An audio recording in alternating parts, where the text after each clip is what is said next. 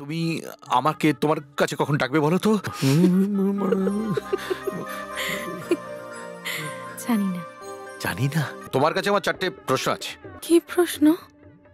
প্রথম প্রশ্ন হচ্ছে, আমার পেশা সম্পর্কে তোমার কোনো ধারণা আছে? কাঠপিঁপড়ে দেখে হাত থেকে সব বইগুলো পড়ে গেল। বাবা এ বাড়িতে এলেও তোমরা এত কথা বলছো, চুপ থাকতে পারো না? এই চুপ, এই চুপ, এই চুপ। একটু মুখটা বন্ধ করে যে যার কাজটা করো, পুজোর সময় হয়ে যাচ্ছে। গিন্নিমা, শুনলাম নাকি সম্রাট এসেছে?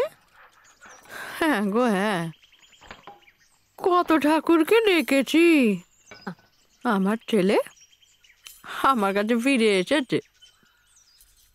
গিন্নিমা, ছেলের এবার একটা বিয়ের ব্যবস্থা করেন। হ্যাঁ গিন্নিমা, আলপনাদি ঠিকই বলেছেন। আপনার এখন বয়স হয়েছে, একটা সেবার লোকের দরকার না? সবই তো বুঝলাম, আমার সম্রাটের যোগ্যী মেয়েও তো চাই। হ্যাঁ, তাও ঠিক। গিন্নিমা, এই নৈবেদ্যটা এনেছি। নে ওখানে রাখ, সাবধানে রাখ। আমি একটা কথা বলছি কি, যদি আমাকে একটা অনুমতি দেন না, তাহলে আমি একটা ভালো মেয়ের খোঁজ দিতে পারি। তুমি দেবে গিন্নিমার ছেলের বউ? তা কোত্থেকে দেবে শুনি? শোনো বাপু, আমাদের গায়ের মেয়ে হলে কিন্তু চলবে না। তোরা থামলি? আমার ছেলের বিয়ে তোরা ঝগড়া করে মরছিস কেন? গিন্নিমা, যদি অভয় দেন তাহলে একটা কথা বলতে পারি। কি কথা বল? গিন্নিমা, আমাদের গ্রামে একটা মেয়ে আছে, পড়াশোনায় খুব ভালো, দেখতে ভারী সুন্দরী। তার বাবা আমাদের স্কুলের মাস্টার মশাই ছিলেন।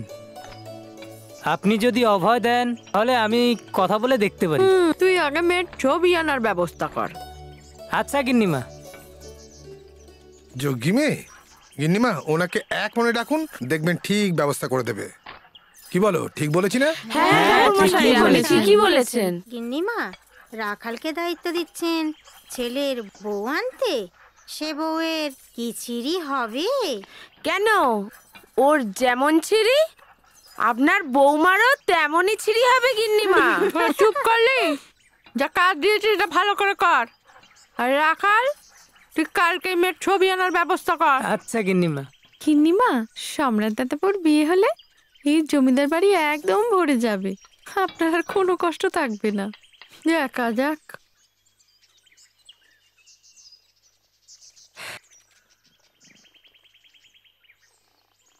কি দেখছো?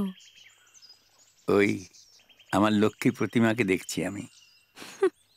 অনেক প্রশংসা করা হয়েছে। সব বইগুলো ঠিক ঠিক এনেছো? তা বেশ তো, নিজেই দেখে নে না। কি হলো, কি হলো? কি পড়ছে দেখো তো, কি পোকা পড়লো? কই দে, এইখানটায়। দাঁড়া দাঁড়া দাঁড়া। আরে এখানে একটা কাঠ পিঁপড়ে গেছে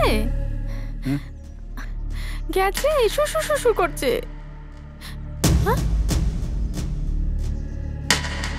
কি হলো? কাঠ পিঁপড়ে দেখে হাত থেকে সব বইগুলো পড়ে গেল।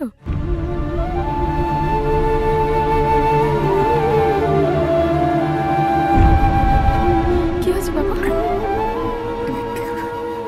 তোমার শরীর খারাপ লাগছে? কি গো, কথা বলছো না কেন? তুমি কথা বলছো না কেন? কি গো, কথা বলছো না কেন? বিয়ের জন্য তৈরি হও।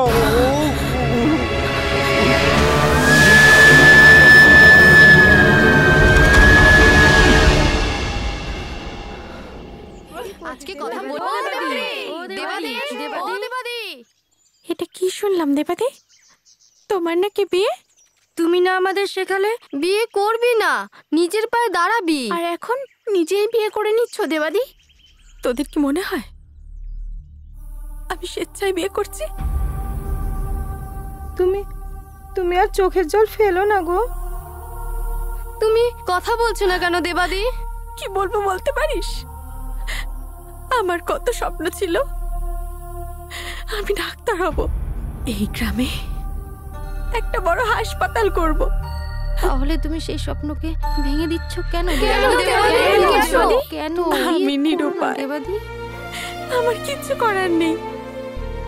আমি জন্ম থেকে আমার মাকে দেখিনি রে।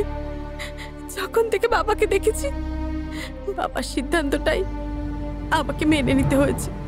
ওনার সিদ্ধান্ত এখন বিয়ে, তাই বিয়ে করতে হবে। তবে হ্যাঁ, এই কুসংস্কারের বিরুদ্ধে যে প্রতিবাদের আগুন আমি জ্বালিয়ে গেলাম, তোরা কেউ সেটা নিভে যেতে দিবি না। তোরা আমাকে কথা দে। কথা দিলাম দেবাদি।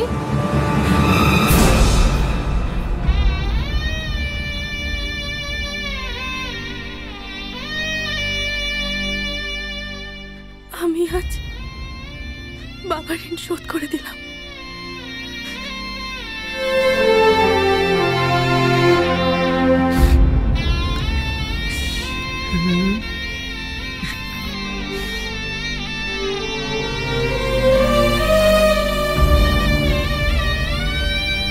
বাবাকে একটু দেখবে, আমার বাবাকে একটু তোমরা দেখবে।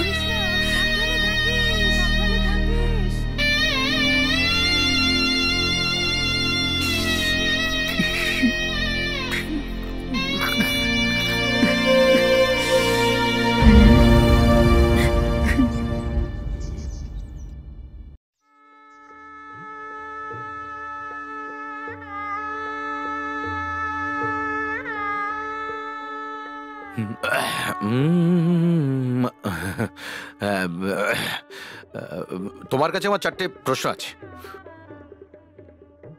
প্রশ্ন? হ্যাঁ, প্রশ্ন। কি প্রশ্ন? প্রথম প্রশ্ন হচ্ছে, আমার পেশা সম্পর্কে তোমার কোনো ধারণা আছে? হ্যাঁ, জানি আপনি পেশায় ডাক্তার। আমি ঠিক কি ধরনের মানসিকতার মানুষ সেটা জানা আছে কি?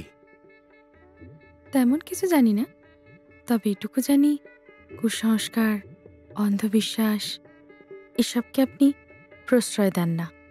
আরেকটা জিনিস আমি বুঝতে পারছি না, তুমি আমাকে এই আগ্নি আজ্ঞাটা কেন করছো? এটা আমার 3 নম্বর প্রশ্ন। আসলে বাবা বলতেন স্বামী তো গুরুজনের সমান, তাই। সে ঠিক আছে, কিন্তু এই আপনি আগে আমার সব চলে না। আসল কথাটাই তো বলতে পারছি না। আপনার 4 নম্বর প্রশ্নটা করলেন না তো? হ্যাঁ, করবো। বলছি কি, ওটা কি এখানে বসে করব, মানে এইখানে? কেন? না মানে ওই সেটা কিছু না। বলুন 4 নম্বর প্রশ্নটা কি? হ্যাঁ, বলবো, আমি বলবো। তুমি আমাকে তোমার কাছে কখন ডাকবে বলো তো?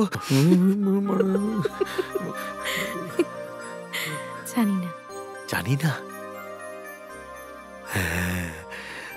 আমার বন্ধু বলেছিল মেয়েদের না মানে মেয়েদের হ্যাঁ, তাই না দেবাঙ্গী? লাইট বন্ধ করা হয়নি। এ বাবা, আসলে আমার এটা ফার্স্ট টাইম তো, সেই জন্য লাইট নেভাতে ভুলে গেছি। এরকম আরো অনেক সিনেমা দেখতে হলে ডাউনলোড করুন ক্লিক অ্যাপ।